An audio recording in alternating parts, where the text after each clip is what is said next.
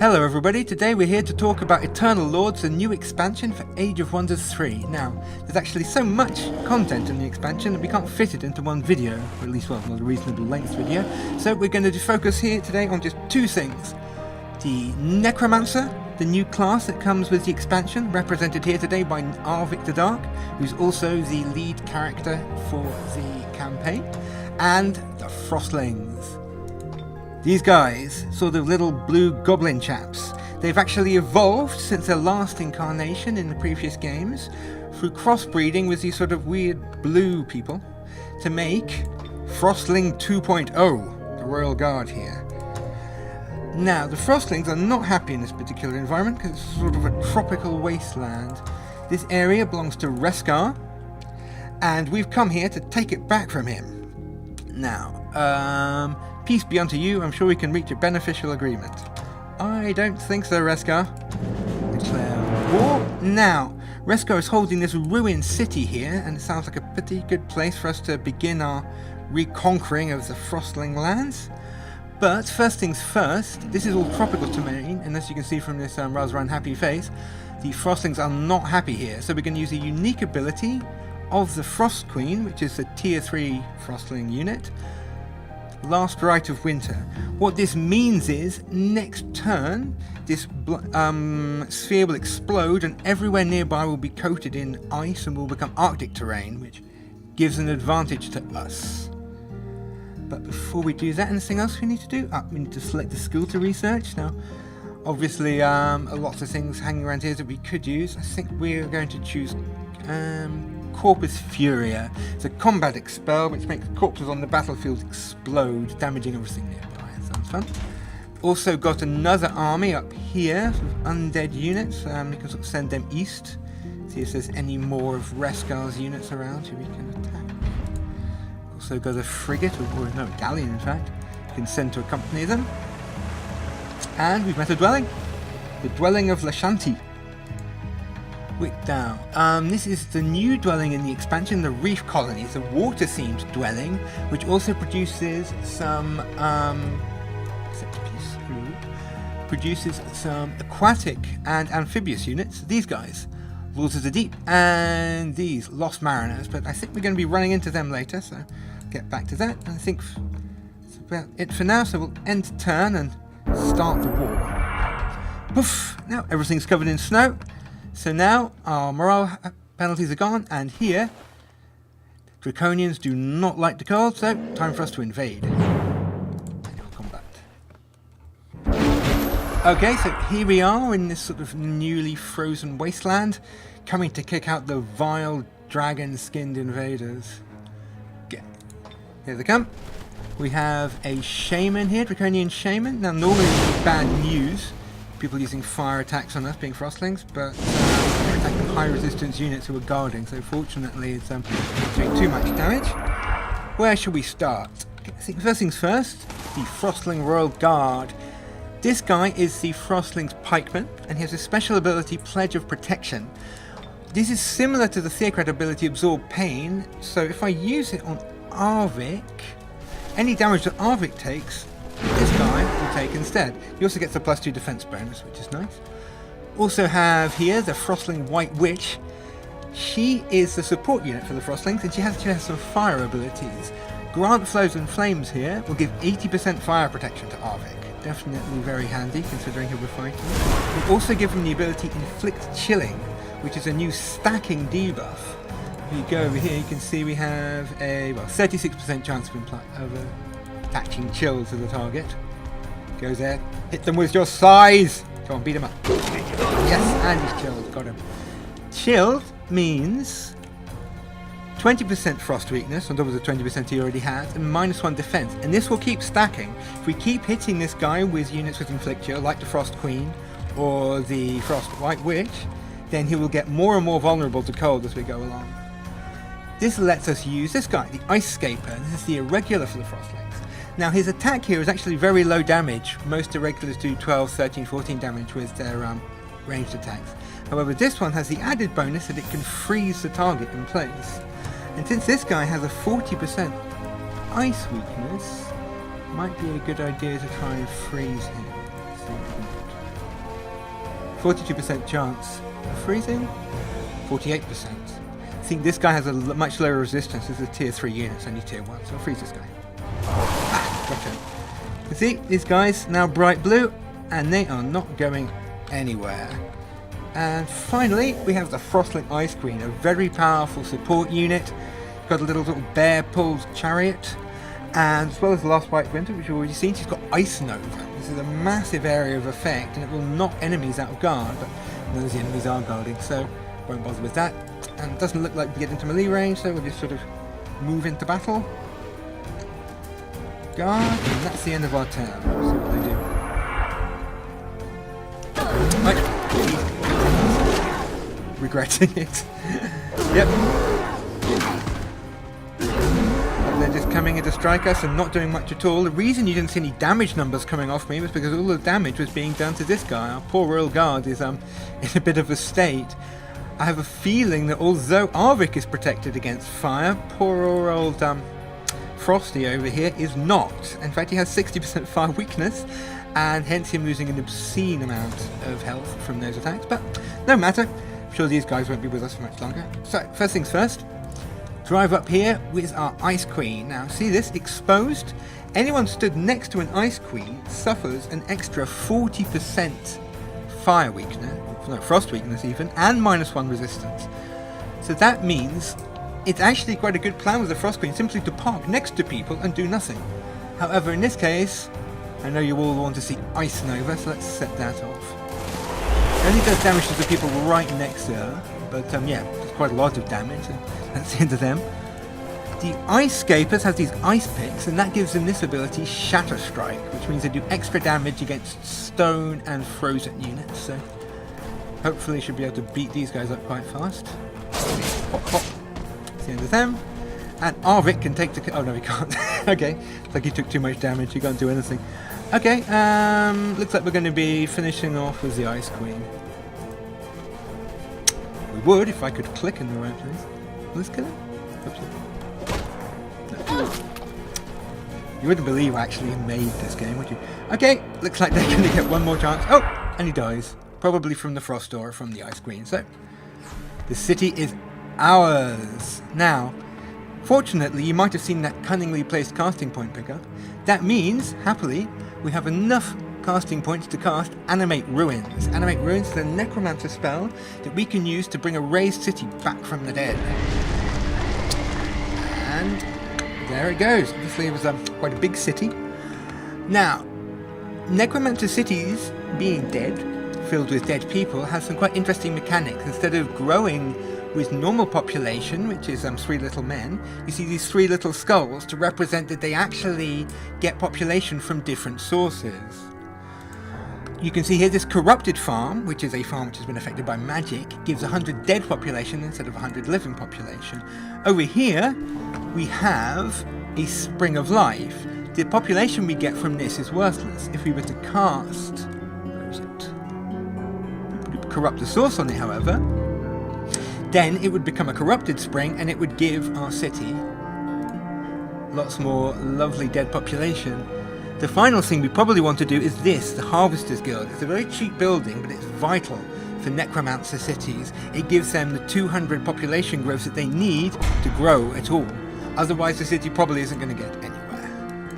Anything else we want to do? Oh yes, let's kick these guys off our Spring of Life so our city can start growing. So bring our undead army over here. Probably be able to get there next turn. The frigate, or galleon, sorry. Naval fans out there, it is a galleon.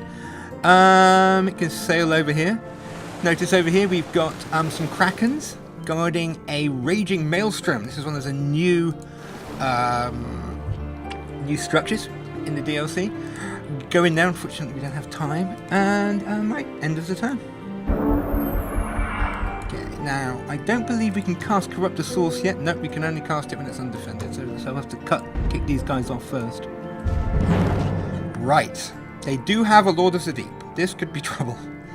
Let's go, see what they can do. Lord of the Deep is a tier 4 unit that comes out of the dwelling that we just saw to the north. And it has a very powerful, unique ability called Thunderstorm, which, if I know the Lord of the Deep, he is going to use as the very first thing that he does. Let's see. Nope, it looks like the AI has decided to use the new AI trick that it's been taught where it will wait for us to come to him. So we actually have a bit of a reprieve. Previously, in our previous versions of the game, the AI would always charge forwards. Now sometimes the AI will actually stand back and wait for you to approach, so to make it a bit more challenging, so you can't just sort of stand there and form a wall. Now, see, we'll send forwards first the Bone Collector. He's our main tank, tier 3 unit. His stats aren't actually that great, but he has an amazing ability to collect bones. He can eat corpses from the battlefield to get more health, more damage, and to heal himself at the same time. So he's going to run forwards and guard, hopefully survive the initial encounter. We also have these guys, Deathbringers, Frostling Deathbringers, no doubt. These sort of Hellraiser-esque undead minions are very powerful. Their main ability is Inflict Ghoul Curse. This means any unit they strike has a chance to be inflicted with the ghoulish disease, so if we can kill a ghoul cursed unit, it will come back under our control as an undead unit. So they're very handy to have around. Should we move forwards as well? Or float forwards, as they do. What else have we got? The Lost Soul. This is the Necromancer's scout unit. It's incorporeal, low damage, floating, but its main abilities are Exploit Despair and Undying. Exploit Despair simply means it does more damage to people with low morale. Undying is much more interesting. After 2 turns, it will come back from the dead once per battle. So it's very good as a sort of a throwaway unit to chuck at the enemy to distract him whilst your more fragile and, well, more irreplaceable units are kind of hiding behind it. Okay, we'll send forward our Reanimator. The Frostling Reanimator is a baby Necromancer, basically. He's our little sort of apprentice. He's got a little shovel for digging up dead people. He can throw bolts at people. Raise Corpse, this lets us create little sort of skeleton crawling around guys called cadavers out of dead bodies. He's also vital because he's one of the only units we have that can heal undead. Undead units do not heal naturally. So it's vitally important that we have units like the Reanimator and like Necromancer heroes around who can keep our guys healthy as they fight. Finally, my favourite unit in the Necromancer lineup, the Banshee. The Banshee is a debuffing machine. This ability, Wail of Despair, is a massive area of effect that applies the Despair debuff to everyone it hits, assuming that they don't pass a save. Despair is minus 300 morale and 20% spirit weakness, so definitely want to hit them with that first. Okay, so let's see what they do. They wake up. I think I'm close enough. So when we come in, yep, there goes the Lord of the Deep, and the thunderstorm is now happening. It started raining, and everybody is attacking. Fortunately, my tank has resisted the netting attempts. Took some pot shots. Now, quick look. Thunderstorm.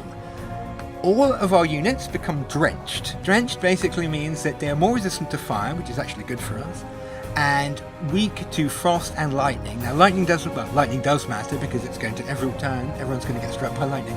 But the frost weakness we don't really care about. They don't use frost damage.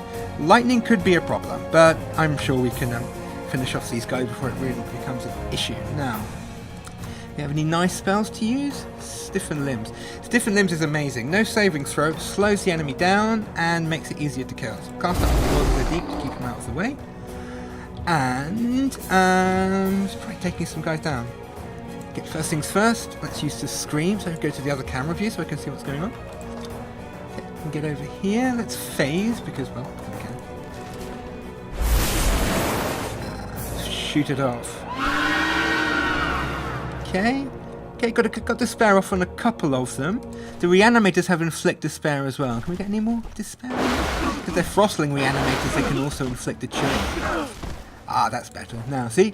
This guy is super upset. Despair stacks as well, so with 3 stacks of Despair, he is the worst possible morale level, which means that not only will he almost guaranteed fumble any attack he does, it means our lowly little Lost Soul, with its 3/3 damage attack, can do absolutely ridiculous damage to this guy. Bye-bye. Pop. So 28 damage from a tier 1 scout. Not bad. What else are we going to do? Let's demonstrate eating dead people. So, run over here with our Deathbringer and kill the human scout. He resisted our Ghoul Curse, unfortunately, so he's not going to be coming back.